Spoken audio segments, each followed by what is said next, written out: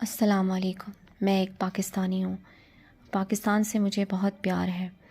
میں بچپن سے سنتا تھا کہ میرا ملک بہت قربانیاں دے کر بنا ہے۔ ہمارا قائد اعظم ایک عظیم انسان تھا جسے میں دنیا کے لیڈروں میں سب سے عقل مند، بہادر اور ذہین لیڈر سمجھتا ہوں۔ میرا شاعر مشرق علامہ اقبال ہے۔ میں ہمیشہ سوچتا تھا کہ ہمارا شاعر ایک آفاقی شاعر ہے۔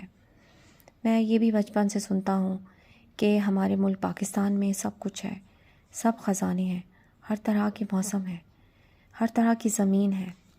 لیکن میں جیسے جیسے بڑا ہوتا گیا، میں نے دیکھا کہ میرے ملک میں تو کچھ بھی صحیح نہیں تھا۔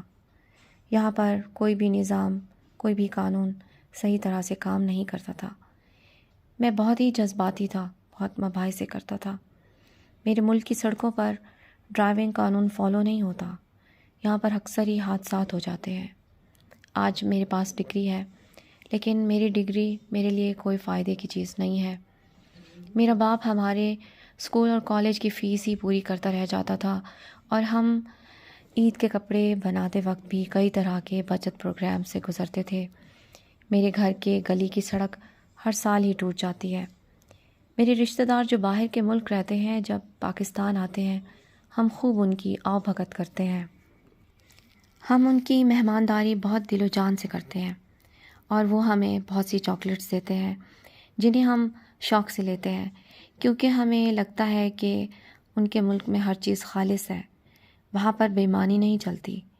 ہم ان کے ملک کے ڈسپلن کے اور صفائی کے قصے سنتے ہیں۔ پاکستان آ کر میرے رشتہ داروں کا پانی بھی خاص ہوتا ہے۔ ہماری خوراک سے ان کے پیٹ خراب ہو جاتے ہیں۔ میں کبھی سوچتا ہوں کہ میں کتنا سخت جان ہوں کہ میرے ملک کی مٹی والی آندھی سے میرے بال خراب نہیں ہوتے، اور نہ ہی میری سکن خراب ہوتی ہے، اور ریڑھی کے گول گپے کھا کر میرا پیٹ بھی خراب نہیں ہوتا۔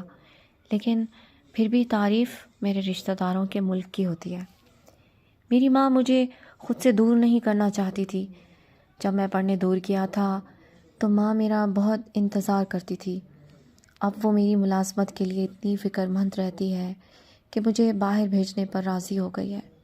کئی بار ماں کو روتے ہوئے دکھی دیکھا ہے، لیکن ماں آہ بھر کر کہتی ہے، بیٹا تیری اتنی تعلیم ہے، تو سکھی رہے، جہاں تجھے تیری محنت کا اچھا صلہ ملے تم وہیں چلے جاؤ۔ میری زندگی تو گزر گئی ہے۔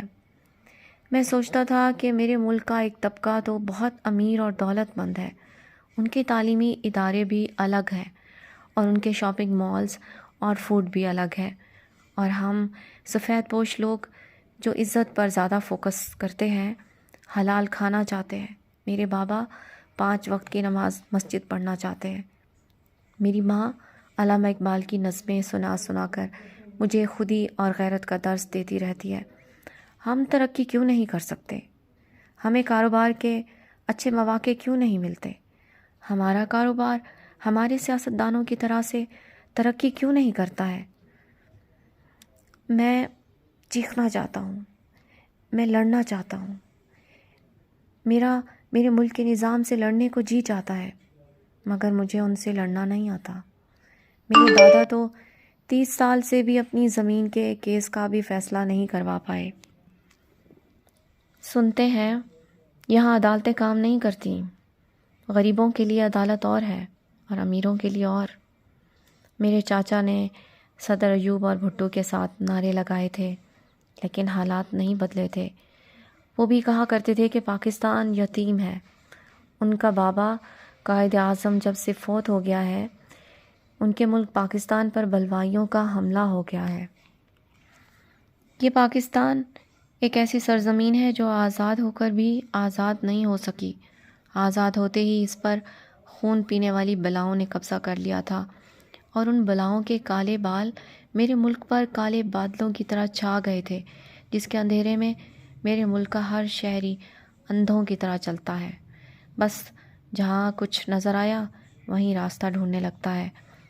میں خون پینے والے ان زومبیز حکمرانوں کی بات کر رہی ہوں۔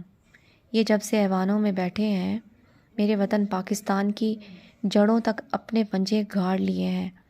یہ دن رات صرف اپنی کرسی مضبوط کرنے کی فکر میں رہتے ہیں، اور اسی کو ہی سیاست کہتے ہیں۔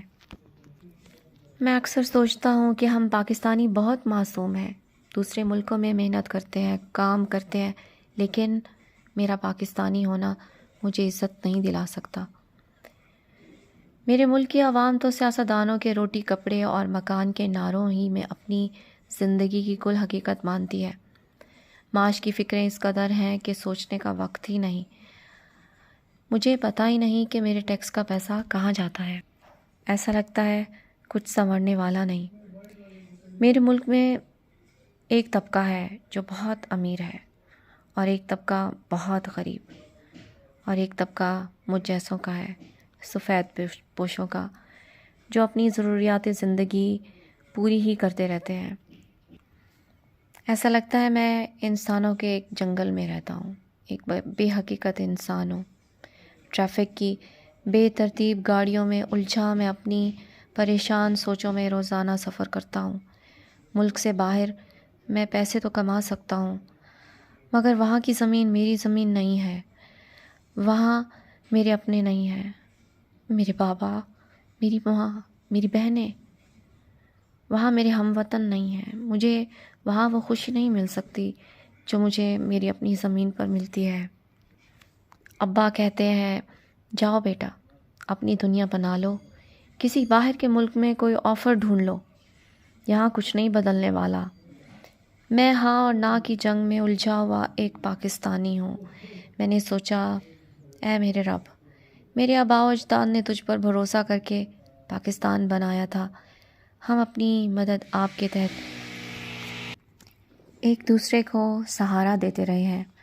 ہم نے جیب کاٹ کر بھی اپنے بھائی کی مدد کی تھی، جنگ میں، زلزلوں میں، سیلاب میں، بم دھماکوں میں ہمت نہیں ہاری تھی۔ ہمیں نہیں معلوم تھا کہ ہمیں کیوں مارا جا رہا ہے، بس ہم اللہ تعالیٰ سے دعا مانگتے تھے اور اپنے کاموں کو چلے جاتے تھے۔ مجھے آج بھی وہ دن یاد ہے جب ایک مرتبہ میں اپنے بھتیجا اور بھتیجے کو اسکول چھوڑنے کے لیے گیا تو اسکول کے گیٹ پر پتہ چلا کہ میری بھتیجی اپنا اسکول بیگ گھر سے اٹھانا بھول گئی ہے۔ تو میرے ننھے بھتیجے نے جھٹ سے کہا شکر ہے عائشہ، چلو تم آج بم دھماکے سے بچ جاؤ گی۔ یہ سن کر میں بہت حیرت میں آ گیا تھا کہ میرے اتنے معصوم بچے بھی دل میں اتنا خوف چھپائے بیٹھے تھے۔ میں اپنے اللہ سے اکثر فریاد کرتا ہوں، یا رب، کیا ہم پر ہر بار ظالم بے ایمان سیاستدانی حکومت کرتے رہیں گے اور ہمیں یہ سستا ہو گیا، یہ مہنگا ہو گیا، بس انہی باتوں میں الجھائے رکھیں گے؟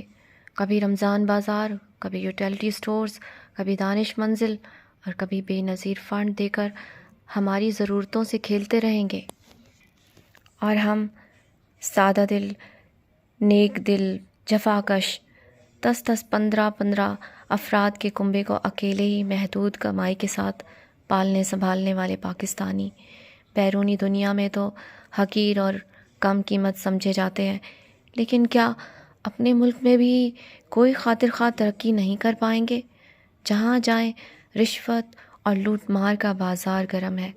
میں نے نہایت ہی دکھی دل کے ساتھ ماں باپ کو خدا حافظ کہنے کا فیصلہ کر لیا۔ میں اپنا ملک چھوڑ کر جا رہا تھا، لیکن میں یہ نہیں جانتا تھا کہ شاید میری قوم کا ہر فرد اس بات سے بے خبر تھا کہ ہماری ماؤں کی دعائیں، ابا کی دعائیں، ہماری بہنوں کی دعائیں، بھائیوں کی دعائیں اور میرے جیسے تمام ہم وطنوں کی دعائیں عرش بری پر جمع ہو کر اپنی تعداد پوری کر چکی تھیں۔